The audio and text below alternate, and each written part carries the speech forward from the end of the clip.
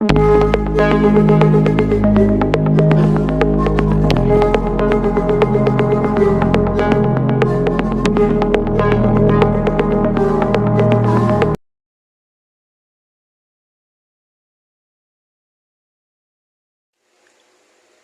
el Señor le bendiga a cada uno en este día. Que la paz de Dios abunde en el corazón de cada uno de ustedes y sus familiares. Le doy gracias a Dios por permitirme una vez más traer un tema para edificar la vida de cada uno de ustedes. Le doy gracias al Señor y a la vez quiero explicarle que el tema de hoy es un tema un poco polémico en el sentido que hay que traer mucha evidencia y tratar de ser específico debido a la forma en que se ha escrito y se ha traducido la Biblia, trayendo informaciones que a veces parecen contradictivas o que se contradicen. Pero el hecho es que cada tema de la Biblia, cada texto, hay que entender el contexto para poder interpretar y para poder descifrar el mensaje que quiere dar el Señor, la revelación de Jesucristo. Este tema es un tema que hace mucho tiempo yo estoy claro, pero debido a cierta dogma o creencia que han sido implantadas desde muchos tiempos ya atrás, a veces uno se cohíbe de traer o de plantear esos conocimientos, esas revelaciones que uno ha recibido, porque el Señor dice: conoceréis la verdad y la verdad os hará libre. Pero sí, ya que ha llegado el tiempo de que la palabra de Dios sea tan revelada, tan clara a la mente del hombre, cosas que fueron selladas, cosas que no podían ser reveladas hasta este tiempo, hoy se ha revelado, y me he dado cuenta a través de eso, porque el Señor me ha estado guiando. Y no solamente eso, me he dado cuenta que ya se está manifestando este tipo de enseñanza, confirmándome a mí lo que realmente yo por años había descubierto acerca de Dios. Y hoy entonces ha llegado la oportunidad de que yo pueda revelar esta ciencia. Quiero darle gloria a Dios, y antes de empezar quiero adorar al Señor, darle gracias por su amor y por su misericordia, por su bondad, porque Él nos ha concedido un día más de vida. Dale gracias al Señor, porque cuando otros quizás no han podido levantarse de su cama, quizás otros no han podido o no tienen la facilidad de poder respirar porque están sujetos a un tanque de oxígeno, no pueden respirar libremente. Otros quizás están en una situación vegetal. Tú y yo podemos levantarnos y dar gracias al Señor. Y eso con simplemente levantarte de tu cama, ya tú debes de estar agradecido y de dar gracias al Señor, porque por un día más de vida. Padre, en este momento, en esta mañana, agradezco al Espíritu Santo, al Señor, oh, que eres tú mismo, Padre. Te doy honra y gloria por tu presencia, por tu bondad y misericordia. Te doy gracias, mi Señor, por cada vida, por cada uno de los que estén viendo, Dios mío, para que sus vidas sean edificadas. Yo te pido, mi Señor, que tú bendiga cada vida, que tú bendiga cada una de las personas que estén viendo y vayan a ver este contenido. Padre, yo te pido que rompa la cadena en este día, que tome el control, Espíritu Santo. Perdona nuestros pecados, nuestras ofensas. si te fallamos en pensamiento, en comportamiento, en actitud, yo te pido que tenga misericordia. Yo te pido, Señor, que ese sacrificio que hiciste en la cruz por nosotros, nos justifique en tu justa misericordia, y que tu sangre, tu bondad nos limpie de todo pecado. Yo te pido que rompa toda cadena en este día, reprende toda obra infructuosa del mal, reprende toda contaminación, toda peste, toda influencia, toda guerra, malicia del enemigo. Yo te pido, Señor, que tu espíritu, tu presencia, usted mismo, su gloria divina, tome el control en esta mañana. Padre, reprende todo demonio alineado, toda contradicción, todo espíritu inmundo. Yo te pido, Señor, que usted pudra todo yugo, que unja mi garganta, que fortalezca mi estómago, que me llene de esa ciencia, de ese conocimiento, de esa sabiduría, Padre mío, para revelar tu palabra, para enseñar tu palabra, Señor, que sea usted reprendiendo toda distracción, toda turbación, toda perturbación, todo lo que quiera robarme, Señor, la revelación, el conocimiento, Padre mío, de tu santa y bendita palabra. Padre, en este día yo te doy gracias por tu amor, aleluya. Dios está aquí. Dios está aquí. Tan cierto como el aire que respiro, tan cierto como la mañana se levanta el sol, tan cierto que cuando le hablo él me puede oír. Dios está aquí. Tan cierto como el aire que respiro, tan cierto como la mañana se levanta el sol, tan cierto que cuando le hablo él me puede oír. Dios está aquí. Tan cierto como el aire que respiro,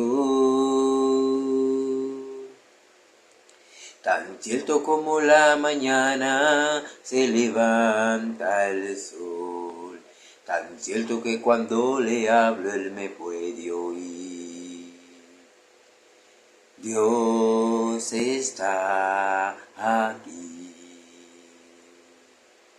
Tan inda rabashakamanda, alaba al Cordero porque eres digno de recibir toda gloria, eres digno de recibir toda alabanza, como dice Juan, que los ángeles, los arcángeles, los serafines, y dice Juan, yo vi a 4 seres vivientes, y vi que se postraban y adoraban al que está sentado en el trono, y no cesaban día y noche de decir santo, santo, santo, santo el que es y el que era, el que ha vencido, y ellos no cesan día y noche de adorar al que está sentado en el trono. A él sea la gloria, a él sea la sabiduría, a él sea la inteligencia, porque él es merecedor de toda gloria, él es merecedor de toda alabanza, él es merecedor de todo honor, él vive y reina por los siglos.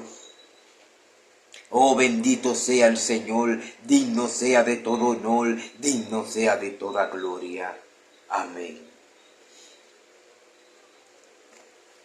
La lectura base que estaré usando para el desarrollo de este tema se encontrará en el libro de Marcos, capítulo 12.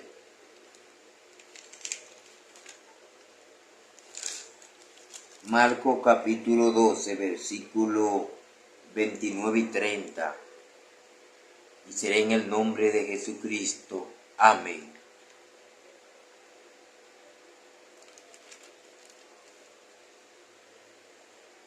Jesús le respondió: el primer mandamiento de todo es: oye Israel, el Señor nuestro Dios, el Señor uno es. Y amarás al Señor tu Dios con con todo tu corazón, y con toda tu alma, y con toda tu mente, y con toda tu fuerza. Este es el principal mandamiento. Y el segundo es semejante: amarás a tu prójimo como a ti mismo. No hay otro mandamiento mayor que esto. Entonces el escriba le dijo: bien, maestro, verdad ha dicho, que uno es Dios y no hay otro fuera de él. Y el amarle con todo el corazón, con todo el entendimiento, con toda el alma y con toda la fuerza, y amar al prójimo como a uno mismo, es más que todos los holocaustos y sacrificios. Jesús entonces, viendo que había respondido sabiamente, le dijo: no está lejos del reino de Dios. Y ya ninguno osaba preguntarle. Este tema que voy a desarrollar se me ha hecho necesario debido a que ustedes ya entenderán, según yo vaya desarrollando el tema, tuve que hacer escrito, o sea, de mi misma investigación analítica y de lo que desarrollé, porque como le dije, es un tema que no todos van a digerirlo inmediatamente, porque esta profundidad, esta revelación, esta ciencia, el Espíritu que Él mismo Dios lo está revelando a personas que somos mensajeros portavoz, que vamos a revelar el reino de Dios al mundo, y no solo eso, sino el conocimiento de Cristo.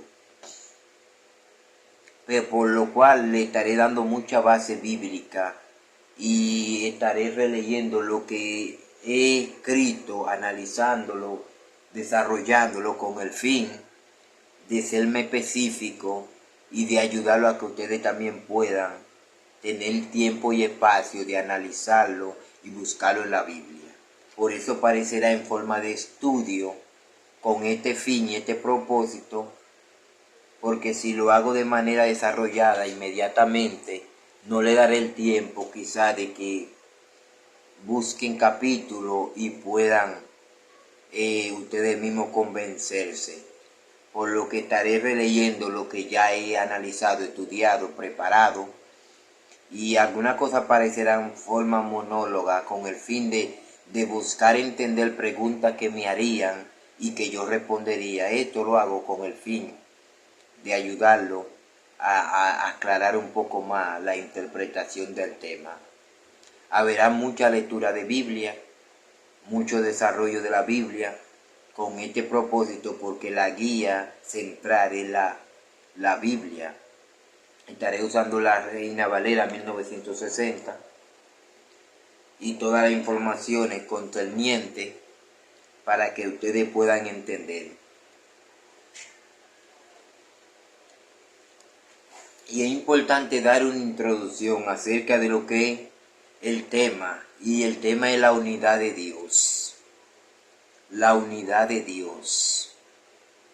Y cuando hablamos de la unidad de Dios, es un término teológico que significa que Dios es uno. Dios es único e indivisible. Aunque se puede admitir que ese Dios único se ha manifestado de diferentes formas o modos a la humanidad. Y aquí es importante entender esa parte, la que hemos leído acerca de Marcos capítulo 12. ¿Y por qué Marcos? Sabemos que Marcos juega un papel muy importante en lo que es los 4 evangelios, porque el libro de Marcos viene siendo el segundo de los 4 evangelios de Jesucristo. Y aquí vemos que Marcos era uno de los 12 discípulos de Jesús, y Marcos viene a presentar a Jesús y a llevárselo a los romanos. y le presenta a Jesucristo como un varón de guerra. ¿Por qué quiero hacer énfasis en estos términos, en esta pauta y en esta posición en la que ellos hacían una representación de Jesucristo? A pesar de que ellos habían vivido, experimentado, a pesar de que ellos habían escuchado, a pesar de que ellos habían estado cerca del Maestro, sin embargo, ellos llevan un evangelio, claro que con el mismo mensaje y el mismo propósito, pero con diferente desarrollo, con diferente presentación, es como decir, con diferente envoltura, aunque venía el mismo contenido en sí. Porque aquí se encierra la idea o el propósito de poder llegar a una masa o a un pensamiento y poder darle a entender el mensaje.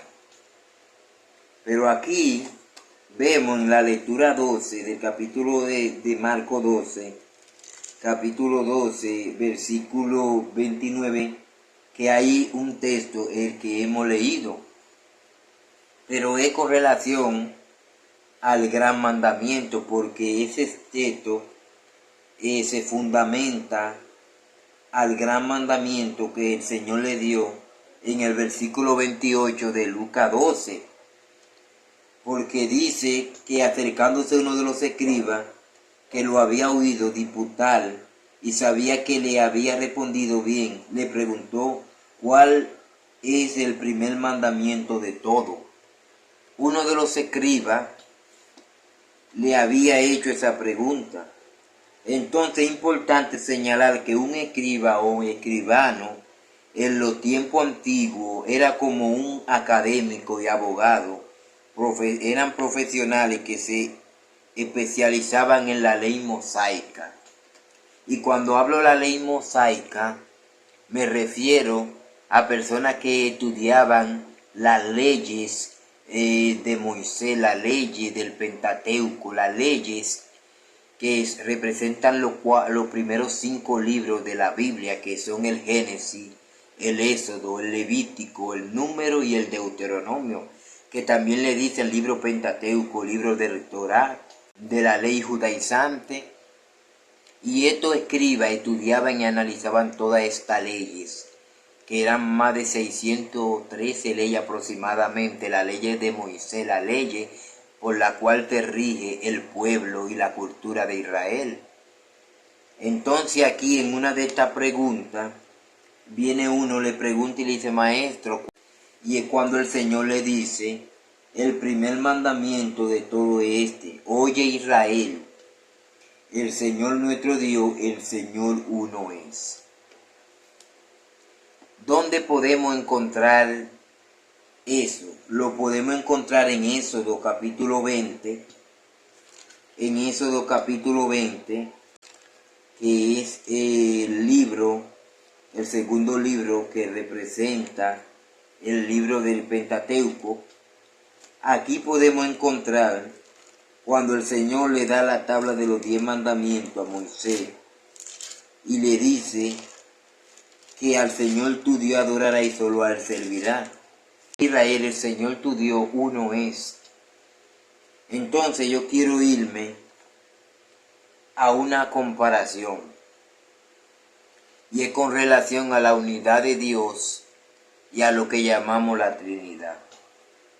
Digo a lo que llamamos la Trinidad porque la doctrina de la Trinidad, aunque nosotros como protestantes, cristianos, evangélicos, la seguimos, o digo se sigue, porque ya yo no tengo ese término, porque ya yo entiendo el conocimiento de la revelación de la palabra de Dios. Fue inventado, es un credo o es una doctrina que surge de la Iglesia Católica. Y no, porque no quiero enfocarme en todos estos creadores de esta doctrina, pero voy a especificar uno que fue Tertuliano, que vivió entre el 150 al 225, Dice que es clasificado como uno de los padres de la iglesia primitiva. Fue un gran apologista cristiano. Nació en la ciudad de Cartago, en el norte de África. Sus dos padres eran paganos y su padre era un centurión. Estamos hablando de personas que introducieron teología. La teología no exactamente nos acerca a Dios. La teología es la forma de buscar una explicación de cosas que en la Biblia no se pueden descifrar o que no se pueden entender, porque el ser humano ha querido forzar, ha querido descubrir por sí solo las cosas y los misterios, pero no han entendido que esto solamente es revelado por el Espíritu Santo, o sea, por el propio Dios, y que Él lo revela a quien Él quiere, porque la palabra de Dios es la revelación. Entonces se inventó la doctrina de la Trinidad por muchas razones. Se inventó por la incredulidad y por la adoración de muchos dioses, porque desde la antigüedad el ser humano ha sido politeísta, han creído en muchos dioses. Esto fue un motivo por lo que se inventó la doctrina de la Trinidad, y la otra también fue para poder darle explicación a textos, a escrituras que hay dentro de la Biblia que no se pueden quizá entender porque parecen ser contradictivas. Porque vemos tantas traducciones, si usted agarra diferentes traducciones de la Biblia, de diferentes Biblias, en diferentes versiones, usted como que ve, o solamente, no solo en eso, sino en la misma Biblia, en una misma Biblia, usted lee un texto y luego pasa a otro y como que te confunde del otro. Pero el problema no es, el asunto no es ese, sino que tiene que ser revelado por el Espíritu. Bueno, no más antes, pero quiero desarrollar algunos ejemplos para ayudarte a entender cómo tú puedes entender la Biblia y cómo se puede entender o interpretar. De ello voy a hablar acerca, porque si hablamos de la Trinidad, si decimos que está Dios Padre, está Dios Hijo y Dios Espíritu Santo, tendríamos entonces que interpretar y darle algún espacio o poner en alguna posición a otro evento que ocurrieron en la palabra que ocurrieron en la historia y que se presentan en la Sagrada Escritura, de algunos personajes que podrían ser también tener características o tener representaciones parecidas. Mi propósito es dar clara evidencia de que Jehová Dios es uno solo y ha usado multiforma con el fin de darse a conocer a la humanidad. Una de sus apariciones epiofánica, manifestación o revelación fue como el ángel de Jehová. Es interesante observar a este personaje porque su persona es muy especial, ya que usa muchas cualidades y señalizaciones que le corresponden al Padre, a Jehová. Por ejemplo, en el libro de Jueces encontramos en su capítulo 13, 18, que presenta un relato de un hombre de Zorá, de la tribu de Dan, el cual se llamaba Manoa. Este tenía una mujer estéril que nunca había tenido hijo. A esta mujer apareció el ángel de Jehová y le dijo: he aquí que tú eres estéril y nunca has tenido hijo. Aquí podemos ver que el ángel le aparece, el ángel de Jehová, a una mujer que era estéril. Sabemos que cuando hablamos de una mujer estéril es que tiene la matriz seca y no puede concebir. Y algo parecido también ocurrió con la mujer de Abraham. Sabemos quién es Abraham. Sabemos que Abraham fue el padre de la fe y sabemos la historia de Abraham porque en uno de mis contenidos dentro de mi canal puedo registrar la vida de Abraham y ya más o menos ustedes conocen la historia de que Sara era estéril y parece algo parecido. ¿Por qué? Porque esta mujer, ya esposa de Manoa, dice que también tenía este mismo problema. Y le aparece el ángel de Jehová y le dice, concebirá y dará a luz un hijo. Dice, dará a luz un hijo. Conocerá la historia. Pues se refiere al nacimiento de Sansón. Para resumir ya la unidad de Dios. 18 al 18 del capítulo 13. Cuando Manoa le pregunta el nombre al ángel, y el ángel le dice, ¿por qué pregunta mi nombre, que es admirable? Cuando esta mujer tiene esta oportunidad de verse con el ángel de Jehová, dice que el ángel de Jehová le da la revelación y le dice que ella daría luz. Y dice que esta mujer va y le cuenta el suceso a su esposo, Manoa. Y Manoa le pide a Dios que por favor el ángel vuelva y aparezca para confirmar. Y dice que él aparece, y cuando aparece, Manoa entonces le pregunta su nombre, y el ángel le dice, ¿por qué pregunta mi nombre, que es admirable? Y no solo eso, en el versículo 6 del capítulo 13, la mujer le contó a su marido diciendo, un varón de Dios vino a mí, cuyo aspecto era como el aspecto de un ángel de Dios, temible en gran manera, y no le pregunté de dónde ni quién era, ni tampoco él me dio su nombre. Observe, es admirable, Jueces 13:18.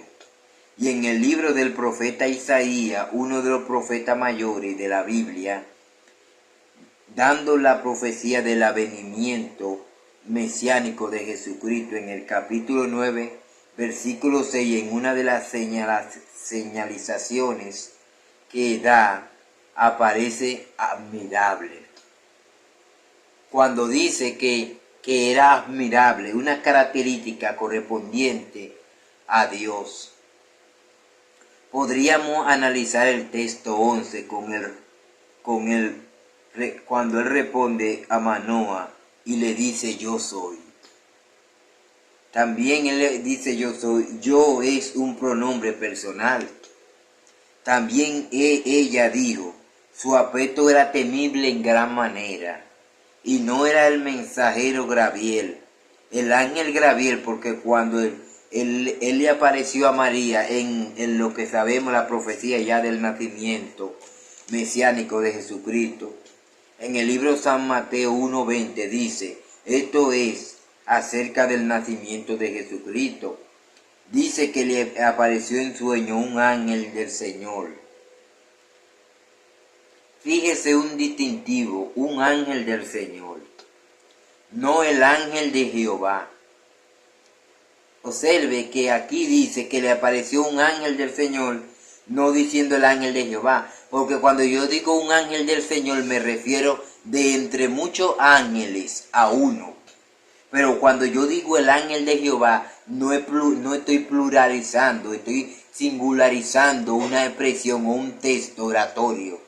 Por eso dice el ángel de Jehová, dando a entender claramente su singularidad. Pero cuando dice un ángel del Señor, indicando que es uno de los tantos ángeles del Señor que fueron creados para servirle. Este no es un tanto diferente único. También en San Lucas 1:26 da el nombre del mensajero que le dio la buena nueva a María de que concebiría del Espíritu de Dios. Y lo llama el ángel Gabriel, no ángel de Jehová. El ángel que le apareció a Manoa, a la mujer de Manoa, y luego a Manoa, le dijo que se representa como el ángel de Jehová. Pero aquí, o sea, para que no digan que era un mensajero de Dios, porque el mensajero de Dios siempre ha sido el ángel Gabriel. Porque en la escena de Josué no es el ángel Gabriel, es el ángel de Jehová. También dice que fue enviado por Dios, a diferencia del ángel de Jehová, ya que en Jueces 13:9, por petición o oración que volviese este ángel para aclararle acerca de de la profecía, dice que el ángel de Dios volvió. Dice que el ángel de Dios volvió, no que fue enviado, sino que volvió. O sea, volvió es una expresión de que por sí él mismo volvió. No dice, y Dios volvió a enviarle al ángel, no, sino que el ángel volvió. Pero al ángel Gabriel dice, fue enviado por Dios. Temible en gran manera, escuche bien y oiga lo que dice Proverbio 1:7. El principio de la sabiduría es el temor de Jehová. Y oiga lo que dice también en Salmo 34:7. El ángel de Jehová acampa alrededor de los que le temen y lo defienden. Y en Salmo 47:20 también dice que Jehová el Altísimo es temible. Oiga bien, temible. Otro punto, yo soy, Jueces 13:11. Esta misma escena aparece en el libro de Pentateuco del Antiguo Testamento en Éxodo 3:14. Cuando Moisés le pregunta su nombre, él le responde, yo soy el que soy. Y luego le dice, así dirá a los hijos de Israel, yo soy me envió. Aquí el que estaba hablando con Moisés era el ángel de Jehová. Éxodo 13:2. Ya por último, cuando vuelve a hacer su aparición a Jacob, dice que Jacob lucha con el ángel en Peniel, Génesis 32:22. Y el ángel le dice en el versículo 28, no se llamará tu nombre Jacob, sino Israel, porque ha luchado con Dios y con los hombres y ha vencido. Podría darle más evidencia con la Biblia, pero seguiré analizando los textos en otra fase, voy a entrar en otra fase. Lo que le quiero dar a entender es la participación que tuvo el ángel de Jehová en una epiofanía, manifestándose la misma gloria de Dios. Hay otras cosas que podríamos navegar, que podríamos analizar, pero seré específico debido a que el tema es amplio y quien convence el Espíritu Santo. Yo simplemente te voy a acercar a la revelación para que tú puedas descubrir y entender por la misma revelación del Espíritu el tema. Otro personaje que entra en la categoría con atributo que le pertenece a Dios es Melquisedec, rey de Salem, Cohen. En Hebreos 7:3 dice que Melquisedec, sin padre, sin madre, sin genealogía, que no tiene principio de día ni fin de vida, sino hecho semejante al Hijo de Dios, pertenece para siempre. No dice a los hijos de Dios, plural, sino al Hijo de Dios. Esto es unigénito. El Hijo superior a los ángeles. En Hebreo 1:5 dice con un signo de pregunta, ¿a cuál de los ángeles dijo Dios? Jamás. Mi hijo eres tú. Yo te he engendrado hoy. También le dice a Melquisedec que permanece para siempre. Salmo 45:6. Tu trono, oh Dios, permanece para siempre. Entraré a la otra fase, el nombre de Jehová. El nombre de Jehová representa el nombre divino, Yahweh. Vemos que los judíos consideraban el nombre de Dios demasiado sagrado como para mencionarlo. Y vemos como ellos no usan vocales para mencionar el nombre de Jehová. Nosotros mencionamos Jehová, Jehová, Jehová, usando la O, la A y la E. Ellos no la usan, ellos Ellos usan consonantes, ellos dicen Yahweh, porque ellos no usan vocales como nosotros, porque el tategrama de ellos es diferente. Ellos usan otra gramática, otra forma, otra lengua, como la forma de ellos entender, porque esa es su lengua. Ellos usan consonantes, ellos no usan vocales. Nosotros decimos Jehová, ellos dicen Yahweh. O sea, era usado para recordarle a ellos, o en la lectura también, Adonai, mi Señor, en lugar del nombre de Dios. Y también ellos, antes incluso, para ellos era tan sagrado mencionar este nombre, que antes de mencionar el nombre de Jehová, o Yahweh en hebreo, ellos se cepillaban bien la boca. Y aquí también en el oriente usaban epíteto para referirse a una deidad. Ya aclarando este punto, entraremos en materia. Ya salimos de esta fase. Ahora vamos a entrar en materia. Yo quiero irles resumiendo para que ustedes vayan digeriendo. Ello he creado en forma de pregunta y respuesta. Porque ustedes detrás de cámara estarán haciéndose la pregunta. ¿Por cuál es la pregunta? Ustedes dirán, ¿cuál es la base de la pregunta? ¿Por qué la pregunta?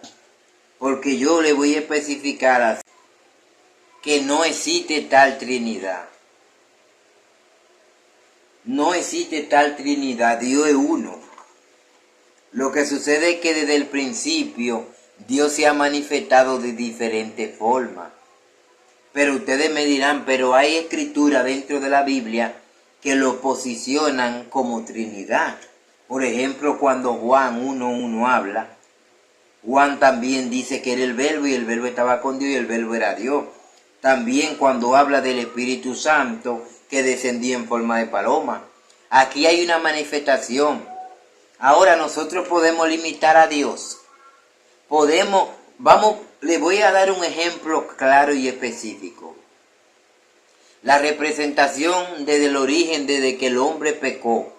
Cuando el hombre pecó o el hombre desobedeció un mandamiento, vemos a un Dios, a un Padre, que crea a un hombre a su imagen y a semejanza.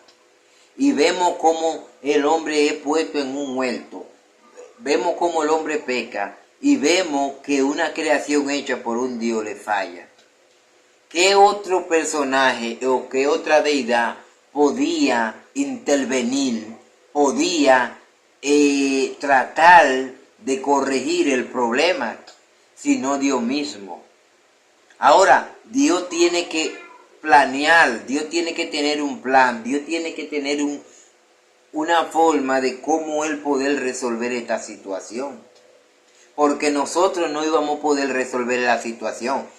Y estoy resumiendo porque si nos vamos al pecado, al origen del pecado, a que Caín mató a su hermano Abel, a que los hombres empezaron a matarse, a cometer inmoralidad. Yo estoy resumiendo todo esto porque me estoy centrando en un tema en específico. Nos damos cuenta que a través de la historia los hombres no pudieron resolver nada, no pudieron corregir nada. Por más que intentaran, seguía todo de mal en peor.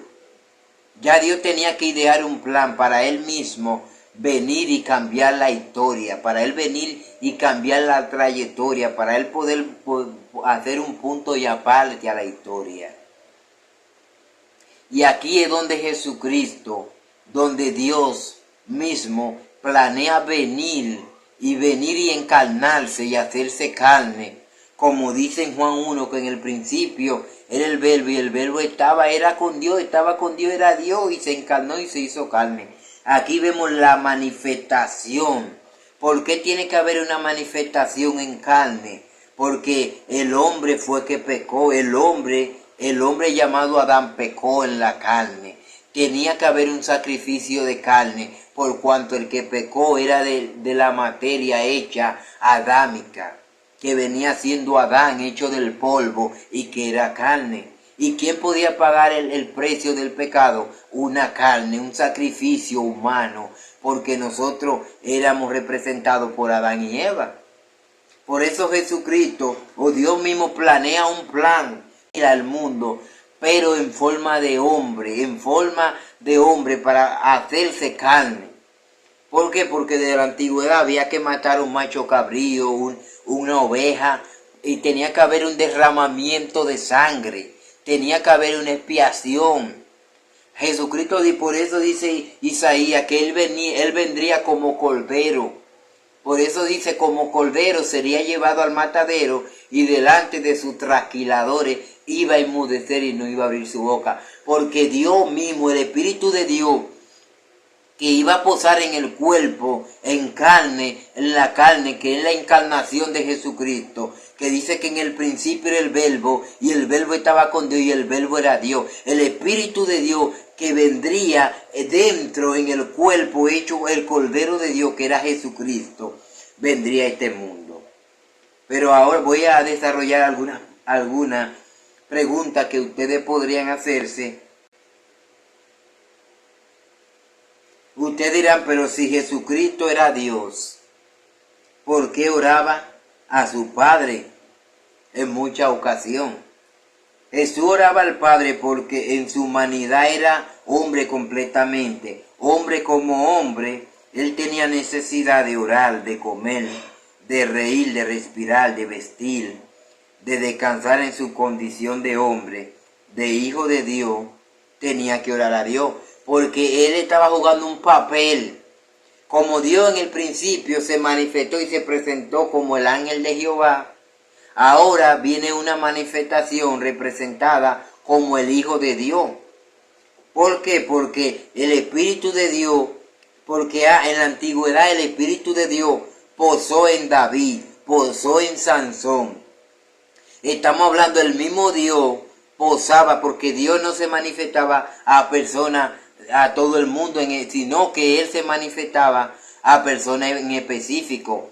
Por ejemplo, Dios se manifestó a Moisés, Dios se manifestó a Sansón, a esa persona que le especifica a Manoa, que le reveló cuando iba a nacer Sansón.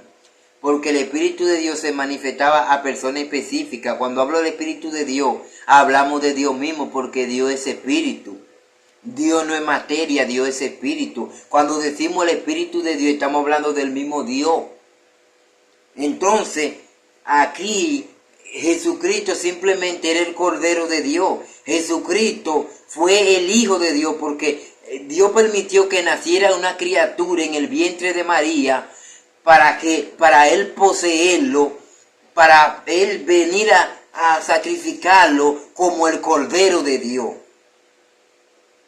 O sea que Dios nunca murió en la cruz, porque Dios no puede morir, porque Dios es Espíritu. Por eso dice que mi vida nadie me la quita, pero yo voy a llegar más adelante ahí porque me estoy resumiendo, no quiero adelantar el desarrollo porque quiero llevar un orden sistemático y ordenado. Vamos a seguir con algunas preguntas que ustedes podrían hacerse para luego yo entrar en desarrollo, porque aún otra pregunta que podrían hacerse antes de yo entrar en materia son preguntas que ustedes podrían hacerse. ¿Cuál es la base bíblica acerca del Hijo Eterno?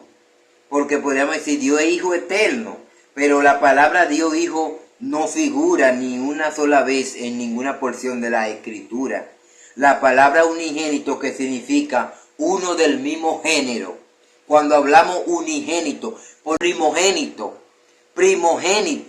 La palabra unigénito solamente aparece en una expresión divina porque habla de uno del mismo género. Usted puede decir, mire, este es mi primogénito, mi primer hijo, pero usted no va a decir mi unigénito, porque cuando decimos unigénito, que viene siendo uno del mismo género, pero no hijo eterno.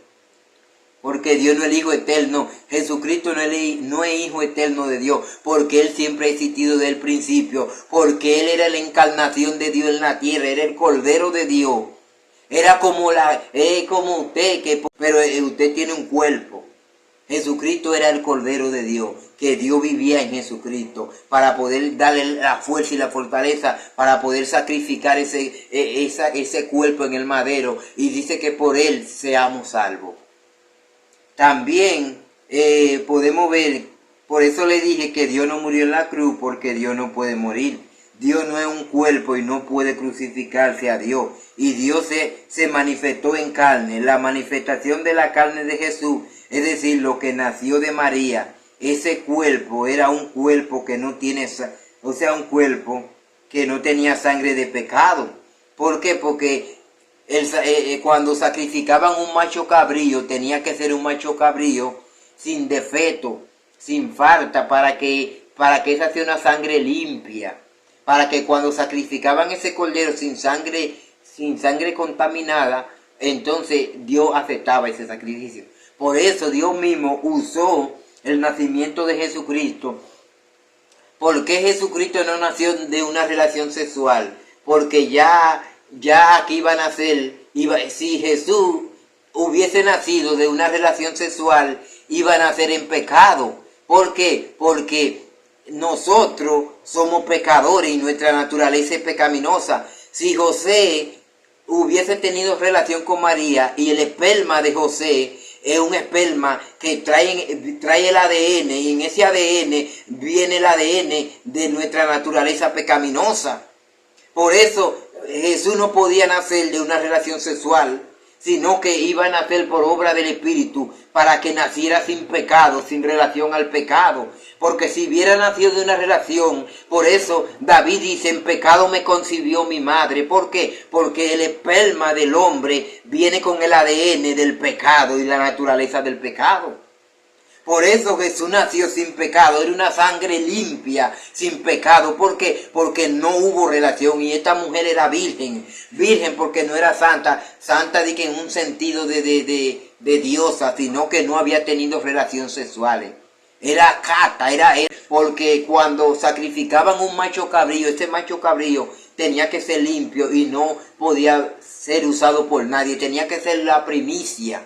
Por eso María se ofreció como la incubadora, la primicia, para que naciera el Mesías. Por eso dice que vino sobre ella el Espíritu. Por eso Jesucristo no tenía pecado y por eso entraba dentro de la calificación del Cordero de Dios, que quitaba el pecado del mundo, porque Él iba a cargar todo el pecado del mundo, toda condenación del mundo, Él la iba a cargar sobre su hombro, porque Él era limpio, y así Él iba a morir en la cruz, para Él condenar al pecado en la cruz, y así mismo Él pagar el acta de los decretos que no habían sido señaladas como muerte. Entonces Él llevó en sí todo el pecado de la humanidad, porque Él no tenía pecado. Por eso dice en Juan 3:16, porque Él dice, de tal manera amó al mundo que entregó a su Hijo, o sea, al Cordero, para que todo aquel que en Él creyera no se perdiera, sino que tuviera vida eterna, porque no lo envió al Cordero, al mundo, para condenarlo, sino para que a través de Él el mundo sea salvo. Entonces, ese Cordero de Dios, Jesucristo, eso fue lo que murió en la cruz, no Dios. Porque mientras Él estuvo, hasta que Él no consumió el pecado, hasta que Él no venció el pecado, Él no entregó su vida. Hasta mi vida, por eso una vez le dijeron, maestro, mi vida nadie me la quita, sino que yo la pongo, yo la quito y yo vuelvo y la pongo. El Espíritu de Dios en un momento dado iba a permitir que el Cordero muriese y resucitara como una manifestación de la victoria, una manifestación, porque Jesucristo murió, una manifestación de la victoria representada en la cruz del Calvario, y luego resucitó en gloria para dar como evidencia la manifestación de su victoria. Por eso dijo, todo poder me he dado en el cielo y en la tierra. O sea, ya yo tomé el control, ya yo pagué el pecado, ya yo consumé el pecado. La muerte no tiene poderío. Ahora Él se manifestó, hubo una manifestación en gloria de Jesucristo que subió a su Padre, pero era Dios manifestando la gloria de su victoria. Por eso vamos a seguir desarrollando esto, porque sé que muchos no entenderán hasta un punto en que Dios le vaya revelando. Otra podría hacer la pregunta, si Jesús es el Hijo eterno, ¿quién es su madre eterna? Porque según Gálatas 4:4, el Hijo fue nacido de una mujer, nacido bajo la ley. El término o la palabra que el Hijo ha sido engendrado eternamente por el Padre, engendrado, significa que tuvo un comienzo. Hijo eterno no es no está en la Biblia, no es un término bíblico, es teológico, fue inventado por la teología, buscando una explicación. La expresión, el concepto en realidad que tenemos que tratar, porque el Hijo Eterno de Dios es un término que no existe. Si hablamos de Hijo Eterno de Dios, tendríamos que pensar que en realidad el Padre está eternamente engendrando al Hijo. Sigamos, tenemos que hablar de tiempo cuando Jesús fue creado o engendrado, como diría la Trinidad, pero en tiempo. La Trinidad enseña que el Padre engendró al Hijo y de ello ha emanado el Espíritu Santo. ¿Cómo puede ser coeterno, coexistente, coigual y uno? Es porque el Padre es uno. Uno ha engendrado al otro, según son los términos de razonamiento. Tenemos que hablar en el lenguaje bíblico, no en el lenguaje teológico. Si el concepto teológico escapa de la palabra de Dios, eso es sin fundamento. No se puede usar palabras que no estén en la Biblia para enseñar algo. Otra sería, ¿a quién representa el ángel de Jehová? Que yo le hablé. Yo le hablé de por qué meto al ángel de Jehová dentro de esta explicación. En muchas ocasiones el ángel de Jehová era solamente un ángel, como le enseñé. En otras manifestaciones era una teofanía, es decir, de Dios mismo representando a los hombres. Una teofanía, la manifestación visible de Dios. También otra sería, ¿por qué no hay ningún candidato en la Biblia que haya sido bautizado en el nombre del Padre, del Hijo y del Espíritu Santo? Si existiese la Trinidad, si observamos desde la antigüedad, nunca se bautizó a nadie en el nombre del Padre, del Hijo y del Espíritu Santo. Sino que en el libro de Hechos de los Apóstoles, capítulo 2, 38, le estaré dando la cita, ustedes la buscan y la confirman. Un mensaje a los judíos en el capítulo 8 de Hechos, un mensaje a los samaritanos, indica que el bautismo es en el nombre de Jesucristo. Capítulo 10 de Hechos, un mensaje a los gentiles. Capítulo 10, 48. Capítulo 19, un mensaje a los seguidores de Juan el Bautista. Dice que el bautismo es en el nombre de Jesucristo. Jesús y todos los bautismos en el nombre del Nuevo Testamento son en el nombre de Jesucristo. Dice en Hechos 2:38 a los judíos, Pedro le dijo, arrepentido y bautícese cada uno en el nombre de Jesucristo para perdón de los pecados, y recibiréis el don del Espíritu Santo. Cuando habla del don del Espíritu Santo es de Dios, el don de Dios, porque Dios es Espíritu. A los samaritanos, Hechos 8:37, puede estudiar esta historia también.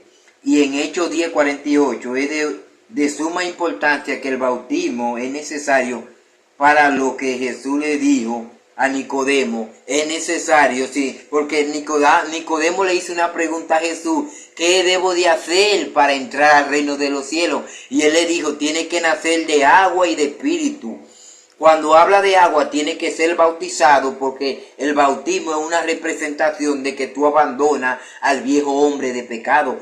Y el Espíritu Santo tiene que ser lleno del Espíritu Santo, lleno del poder y la gloria de Dios. Entonces otra puede ser también un nombre definir, que si un nombre define a Dios. Si nos ponemos a analizar el nombre Jesús en hebreo significa Yeshua. Yeshua, que representa Jehová el Salvador. Yeshua es como si fuese Jehová. Viene una referencia de Jehová, por eso él dice, y yo daré a conocer mi nombre. Y dice, ¿por qué? ¿Por qué este nombre tiene tanto poder y es tan impactante? Porque Jesús no solamente significa Salvador, sino significa Jehová Salvador. Oiga bien, eso es en el término hebreo, la palabra Yeshua, sin Salvador, Yeshua. El nombre de Jesús es el nombre que él mismo ha colocado. La Biblia dice que mi pueblo sabrá mi nombre en aquel día, porque dijo el Señor, mi pueblo sabrá mi nombre. ¿Por qué él dijo mi pueblo sabrá mi nombre? Porque él tiene un nombre sobre todo nombre. Cuando le preguntó Moisés por su nombre, él le dijo, yo soy el que soy. Y a partir de mi nombre es Jehová, no me di a conocer en Éxodo capítulo 6, versículo 3. Hasta que llegó el tiempo, el nombre santo del Señor no se podía pronunciar.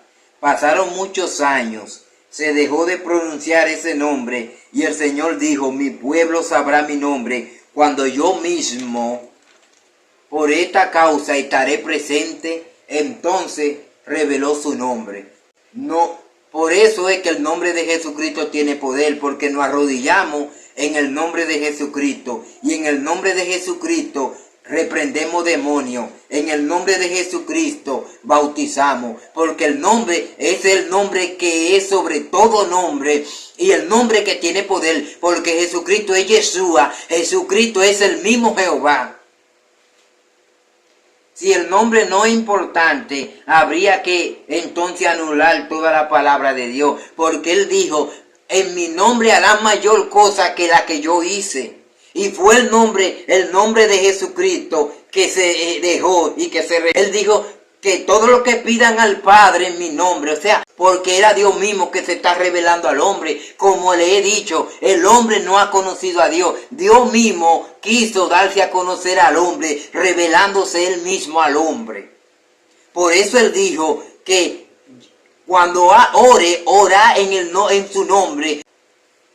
Por eso dice que todo lo que pidan en el nombre de Jesucristo lo recibiréis. Por eso es que es el nombre sobre todo nombre, el nombre de Jesús. Por esto Él dijo, cualquier cosa que pidáis en mi nombre creyendo lo recibiréis. También en Juan 14:6 nos dice que Jesús es el camino, la verdad y la vida. Dice Jesús, dijo, yo soy el camino, yo soy la verdad, yo soy la vida. Nadie viene al Padre. No dice nadie va al Padre, no. Nadie viene al Padre porque el Padre está en Él. Pues Él no dice nadie va al Padre, no. Si usted estudia el verbo de esa expresión, Él no dice nadie va al Padre, no. Nadie viene, está hablando de Él. Nadie viene al Padre porque Él era la representación del Padre. Por eso tiempo tú has estado conmigo y no me conoces. El que me ha visto a mí, ha visto a mi Padre, porque yo y mi Padre uno solo somos. Jesucristo era el Cordero simplemente, donde el Espíritu de Dios, que era el mismo Dios, vivía. Entonces aquí dice, por eso Él dice, yo soy el camino, yo soy la verdad y yo soy la vida. Nadie viene al Padre, no, nadie va al Padre, no, nadie viene porque el Padre está en Él. Y dice en Juan 14:17, dice, hablando Jesús, el Espíritu de verdad, al cual el mundo no conoce porque no le puede recibir, porque no le ve ni le conoce. ¿Por qué? Porque Dios no vino en forma de Dios, Dios vino en forma de siervo.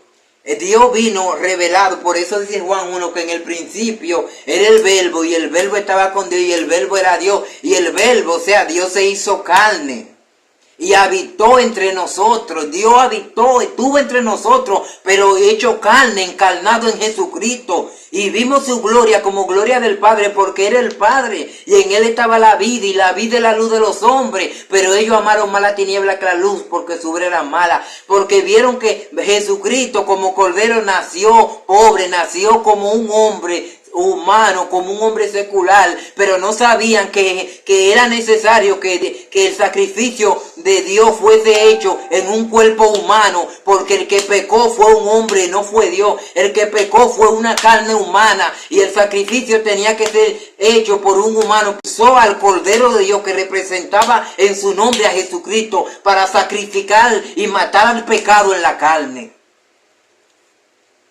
Por eso lo dice en Juan 14:6. Eso dice que el mundo no le creyó. Y dice, pues no le recibieron. El Espíritu de verdad, al cual el mundo no puede, no le ve ni le conoce. Mas vosotros le conocéis, porque mora con vosotros y estará con vosotros. mora con vosotros. ¿Por qué Jesucristo está hablando en tiempo presente? Porque Él estaba con ellos, con los discípulos. Por eso le dijo, ustedes conocen al Espíritu de Dios, porque mora con vosotros y estará con vosotros. Estará hablando de tiempo futuro. ¿Por qué dice mora con vosotros? Porque Él estaba entre ellos y Él era la representación de Dios en la tierra. Porque el Espíritu de Dios, el mismo Dios estaba dentro de él. Por eso una vez le dijeron, ¿cuál es el reino de Dios? Y él dijo, el reino de Dios está entre vosotros. Porque él era el reino de Dios, él era el trono de Dios representado en la tierra. También otra pregunta sería, lo que se está mostrando aquí no son las tres personas de Dios. En Juan dice el Hijo, yo rogaré al Padre para que mande otro consolador. Aparentemente está el Hijo orando al Padre para que mande otro consolador. El capítulo dice, en el Espíritu Santo, en el versículo 17 dice, el Espíritu de verdad al cual el mundo no puede recibir porque no le ve ni le conoce. Ahora identifica al Consolador y dice, pero vosotros le conocéis porque mora con vosotros y estará en vosotros. O sea, él está especificando, ustedes sí conocen al Espíritu de verdad porque está con vosotros. ¿Por qué? Porque Dios mismo estaba con ellos. Era el mismo Jesús.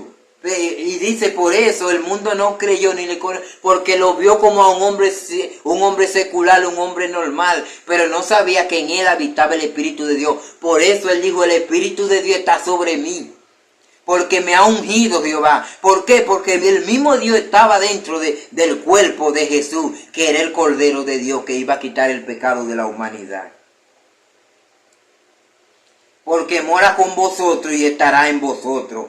¿Por qué dice estará con vosotros? Porque cuando él dijo enviará un consolador, ya él no vendría en cuerpo físico, sino que el mismo Dios que es espíritu habitaría con nosotros todos los días hasta el fin del mundo.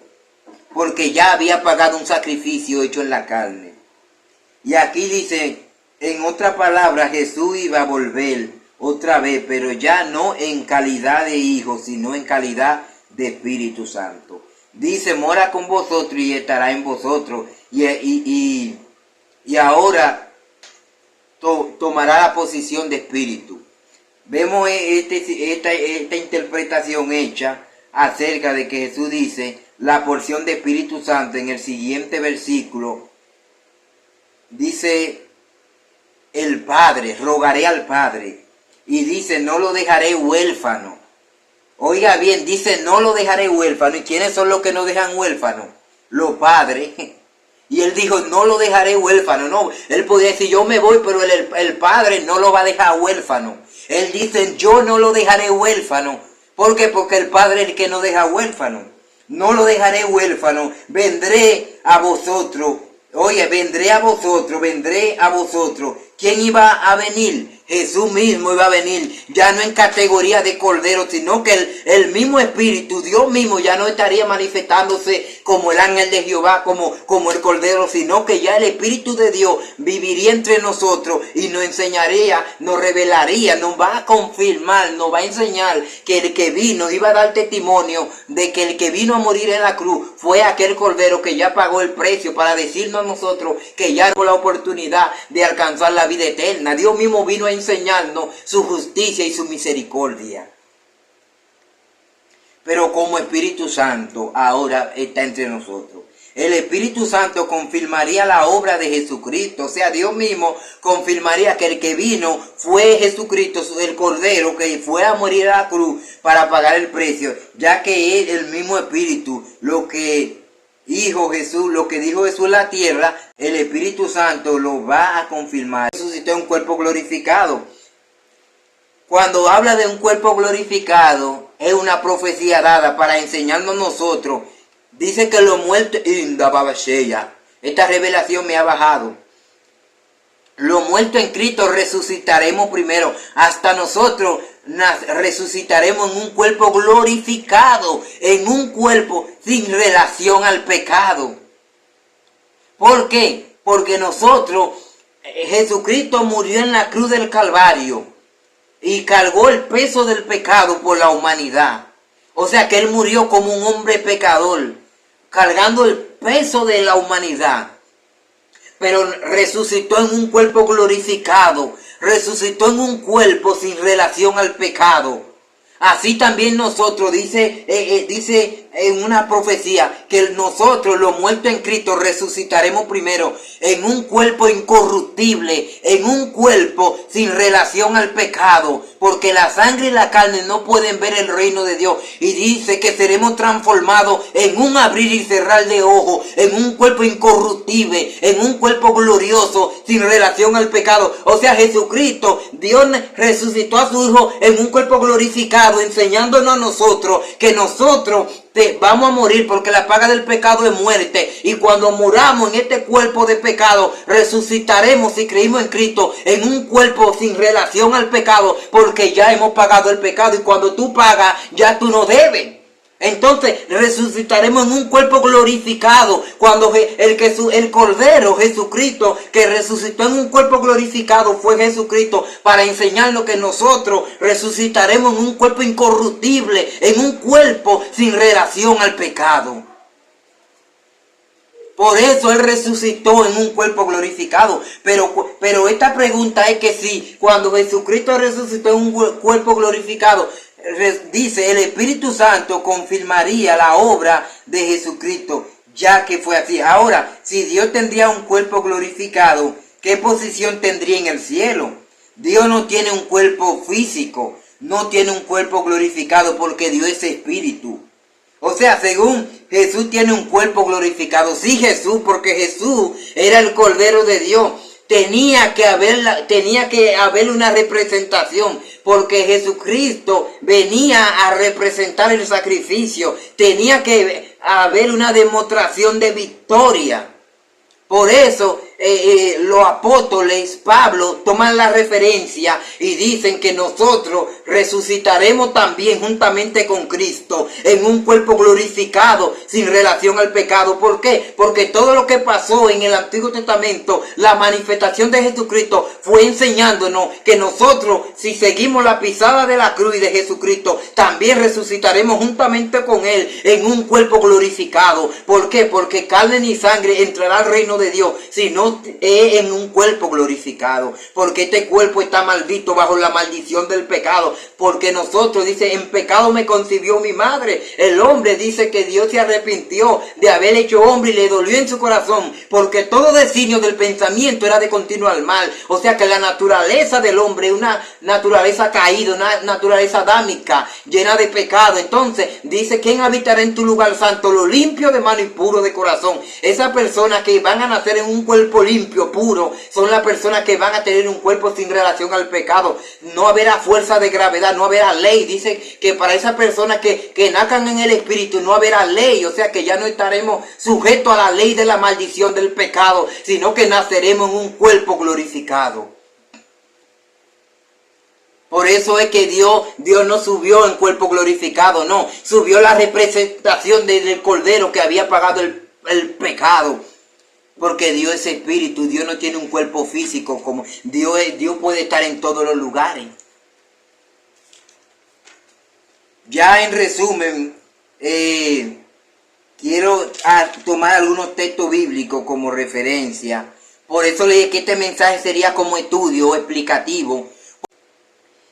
El concepto de persona, porque aquí también una persona es un individuo o ser inteligente que posee una existencia sustancial autónoma, un centro de conciencia con su propia mente y su propia voluntad. Dios dice, hagamos al hombre a nuestra imagen y semejanza. Ya muchos usan esta teología, esta idea para decir cuando Dios dice hagamos, está hablando en plural, en plural.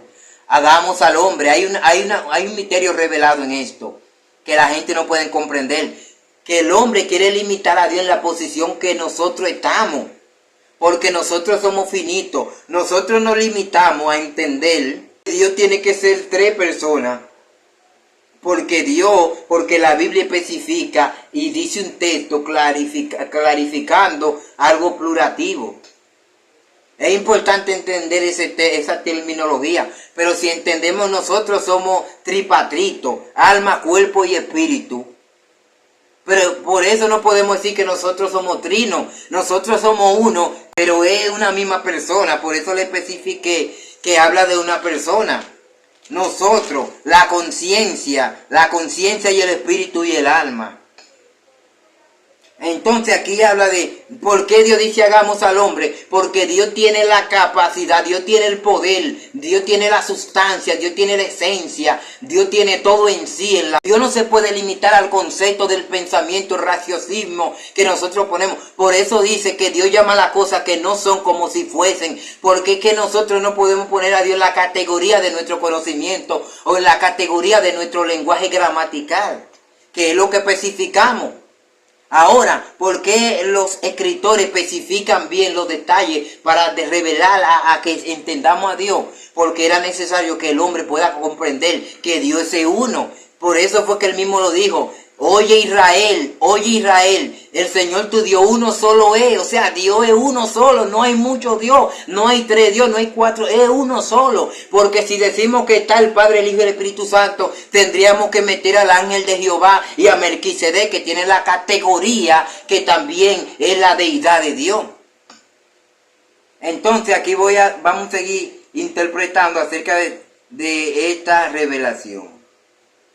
Por lo tanto, como una sola persona divina, dice la palabra hebrea y griega que se usa en la Biblia para alma y corazón. El significado esencial de persona y juntamente cuando se refiere al hombre se ha traducido como persona. La palabra alma, por ejemplo, es en hebreo, nefe, y en griego es sujei. Y en los léxicos he traducido su personalidad única. Eso es lo que quiere decir alma, es la personalidad única. Por eso es que en el lenguaje de Dios habla el alma que pecare morirá. Hay que aprender a entender el lenguaje divino. Por eso vamos a leer alguna cita para llevarla a otro tema, ya que llevo 1 hora y pico. Hay alguna cosa que voy a omitirla y voy a entrar a otra parte, debido a que es amplio y yo no voy a convencerlo, el Espíritu de Dios mismo que lo va a convencer. Yo simplemente le voy a dar algunas informaciones. Ahora, vamos a leer algunos textos de la Biblia. Voy a usar la misma Biblia para leer algunos textos, ya para dar por culminado este desarrollo. Vamos a leer 1 Timoteo 3:16. Vamos a ver qué nos dice 1 Timoteo 3:16. ¿Por qué tengo que hacer algún escrito a veces? Porque no tengo computadora para hacer diapositivas y desarrollar mejor mi enseñanza. Por eso yo lo transcribo para entonces poder darle un estudio que ustedes puedan comprenderlo y puedan llevar en orden y no se pierdan. Vamos a leer, les voy a dejar alguna lectura para que ustedes la busquen y la analicen y puedan entender un poco lo que yo les estoy revelando. Ya ustedes, el que quiera poner idea de algunos temas, tendrán ellos que confrontar la misma palabra, porque la misma palabra de Dios ella misma se revela. 1 Timoteo, capítulo 3, versículo 16. Oiga lo que dice acerca del misterio de la piedad. Esto te escribo, aunque tengo la esperanza de irme pronto a verte. Oiga lo que dice en el versículo. ¿Quién está hablando? Pablo. Dice, e indiscutiblemente grande es el misterio de la piedad. Dios fue manifestado en carne. ¿Quién fue manifestado en carne? Dios fue manifestado en carne. Justificado en el Espíritu. Justificado es que el Espíritu lo justificaba él mismo. ¿Por qué justificado en el Espíritu? Porque cuando descendió la paloma, fue Dios mismo. Dios mismo hizo esa manifestación para él dar a conocer que él era el Hijo de Dios. Nada de lo que está pasando es nada ajeno a su propia voluntad. Y la voz que dijo es mi Hijo amado fue la voz de Dios en su interior, porque era el mismo Dios. Pero nosotros nos limitamos a lo que leemos porque no hay revelación en lo que se lee, sino que el Espíritu de Dios es que descifra la lectura de la Escritura, porque ella es espíritu.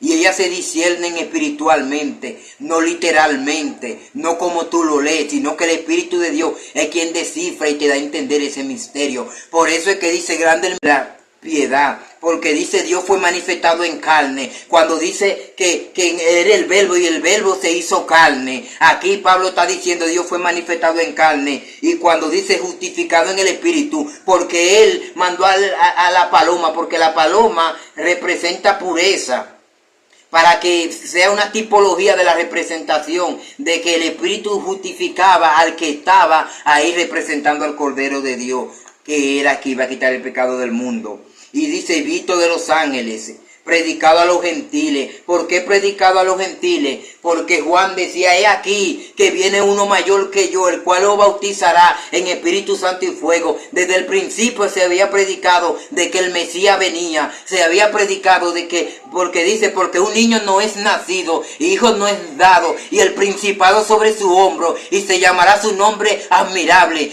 Dios fuerte, consejero, Padre eterno, príncipe de paz. Desde el principio los profetas estaban predicando acerca del avenimiento del Mesías. Por eso dice, predicado a los gentiles, creído en el mundo, recibido arriba en gloria. ¿Por qué fue recibido en gloria? Porque resucitó en un cuerpo glorificado y subió al cielo. Y dice, cuando subió, dijo, todo poder me he dado en el cielo y en la tierra, diciendo que Dios ya tenía el control y que el pecado ya no se iba a enseñorear más del hombre, ni la maldición que era puesta para matar al hombre ya tenía poder sobre el hombre. Porque dice que el que creyera en Él, a través de la creencia a la muerte de Cristo, tendríamos vida eterna. Por eso dice que todo el que en Él crea no será condenado, sino que será justificado por medio de la sangre expiatoria que Él hizo en la cruz del Calvario. Voy a hacer otra lectura para dejarle otra lectura en Isaías 35, versículo 4. Estamos hablando de Antiguo y de Nuevo Testamento, porque muchos pueden decir, en el Nuevo, en el Antiguo Testamento. Isaías era uno de los profetas mayores de la Biblia, y vamos a ver qué nos dice en el capítulo de Isaías, capítulo 35, versículo 4. Vamos a ver qué nos dice. Escuche lo que nos dice acerca del futuro glorioso de Sión.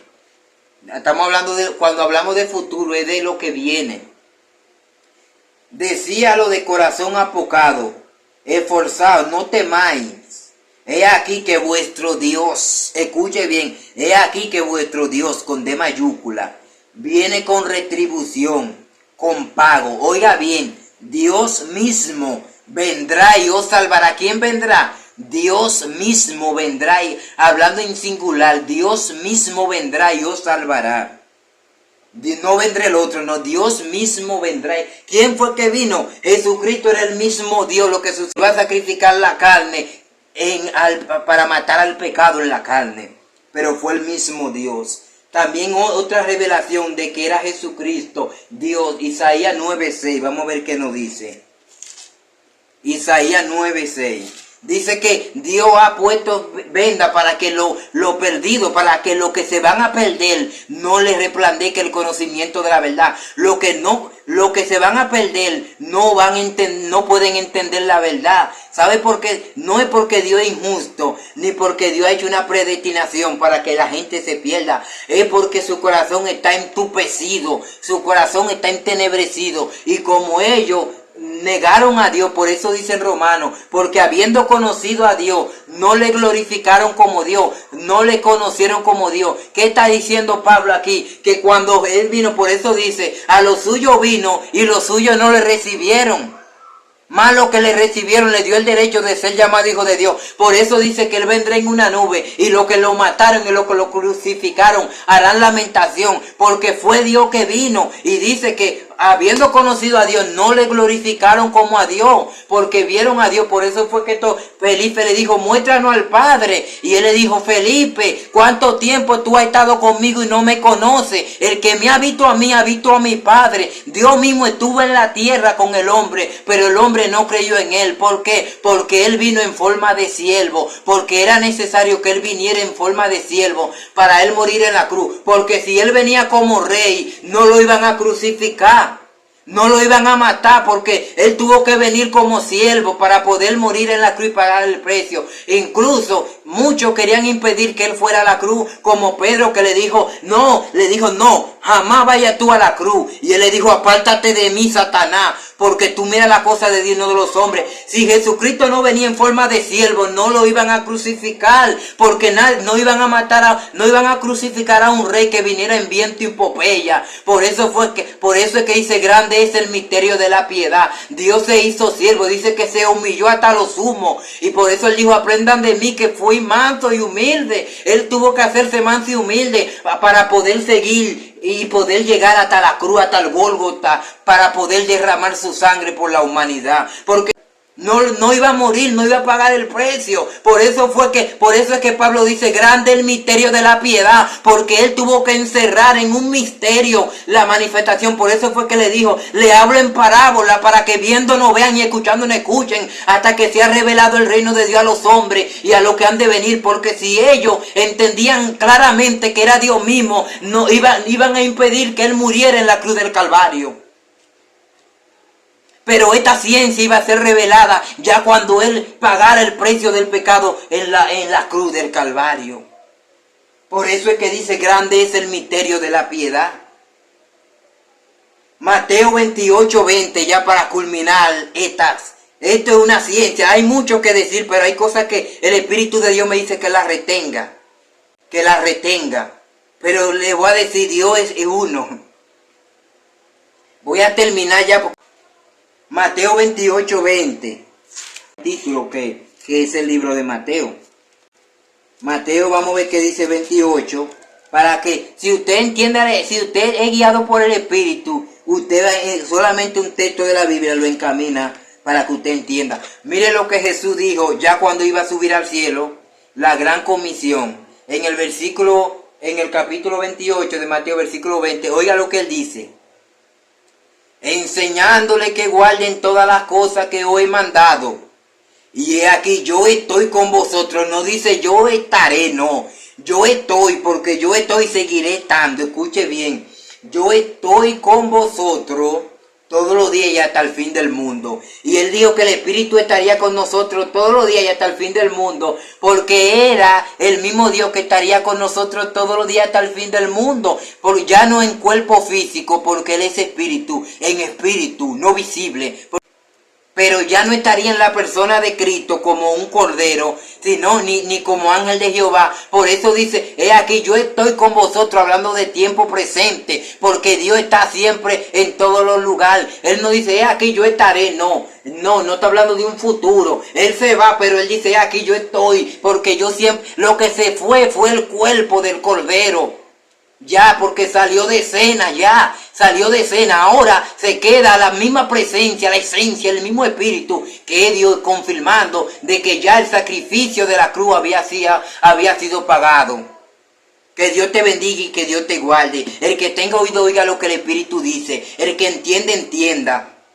Pero le dije, lo que no entenderán son las personas que se van a perder, porque Dios no va a permitir que los que se pierdan el conocimiento de la verdad les resplandezca. ¿Sabe por qué? Porque habiendo conocido a Dios, no le glorificaron como Dios, no le aceptaron, sino que se envanecieron en su tonto razonamiento. Y dice que cambiaron la gloria de Dios corruptible en cosa de hombres, animales, reptiles y serpientes. Por eso Dios lo entregó a su lascivia, para que deshonrasen su propio cuerpo. ¿Por qué? Porque ellos no entendieron ni conocieron. Por eso fue que hay una profecía cuando Dios Jerusalén, si entendiera el momento en que Dios vino a salvarte. Oye bien, Oh Jerusalén, si entendiera el momento en que Dios vino a salvarte, o sea, no fue otro más que Dios, pero llegará el momento, como tú no entendiste que Dios vino a salvarte, en que vendrán tus enemigos y te atacarán y te rodearán y no quedará piedra sobre piedra, porque no entendiste el momento en que Dios vino a salvarte. Fue Dios que vino a salvarnos, por eso fue que dice que murió para que todo aquel que en Él crea no se pierda, sino tenga la vida eterna.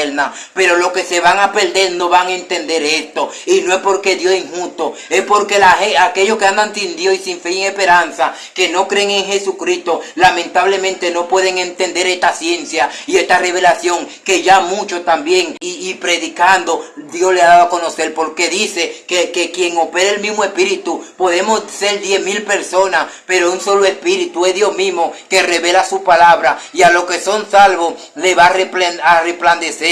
La Trinidad es una teología católica. Fue Tertuliano y todas esas personas que inventaron el credo y que inventaron todas esas cosas, que trajeron la Trinidad, porque no podían darle explicación al misterio de la piedad, al misterio de la revelación, a las manifestaciones teofánicas, cómo Dios se personificaba, cómo Dios se manifestaba, porque Dios dice que Él es Dios, Él hace lo que Él quiere y cuando Él quiere, porque Él puede. Para Dios no hay ley de gravedad, Él no es sujeto a la ley física, Dios no se sujeta al tiempo ni a la ley física, porque Dios creó todo esto y Él tiene el control de toda esta cosa. Que Dios te bendiga y que Dios te guarde.